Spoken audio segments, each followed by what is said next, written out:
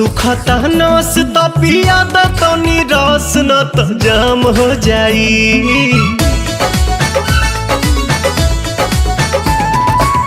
सुखता नस त पिया द तनी रस न त जाम हो जाई, न त जाम हो जाई। ए राजा चलो ना पिपरवा के तरवा ओही जे सारा काम हो जाई। ए राजा चलो ना पिपरवा के तरवा ओही जे सारा काम हो जाई। जानी बात टरकाव यही लागे ढरकाव रानिया जुरी में उठावा के पानी। बड़ा तेज बट धूप सब राजा रूप देखो काहे में फंसी जवानी। राजा चलो ना पिपरवा के तरवा ओही जे सारा काम हो जाई। ए राजा चलो ना पिपरवा के तरवा ओही जे सारा काम हो जाई।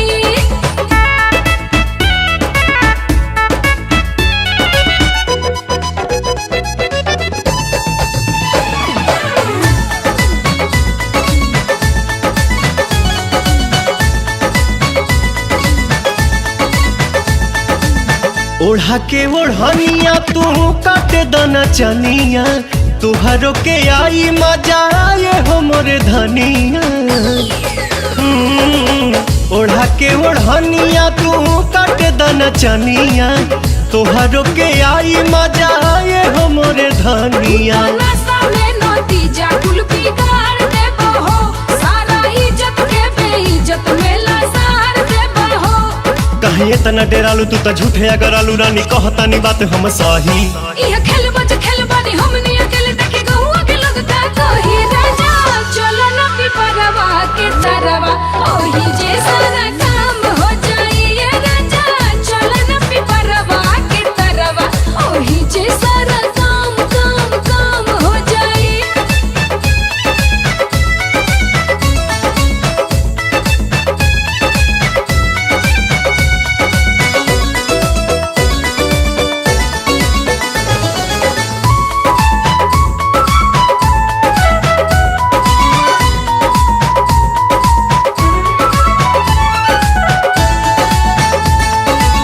गाल धके मस कब तबे जाके घस कब, सपना में देखल चीज सोझावा से चस कब।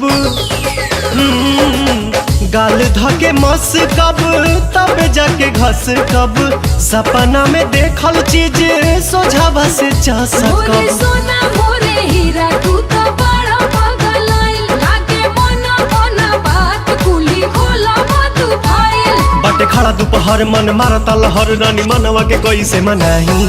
छोड़ जाए दाई जान चल कइला ने मन अब कइला न जाता नहीं। राजा चलो ना पिपरवा के तरवा ओही जे सारा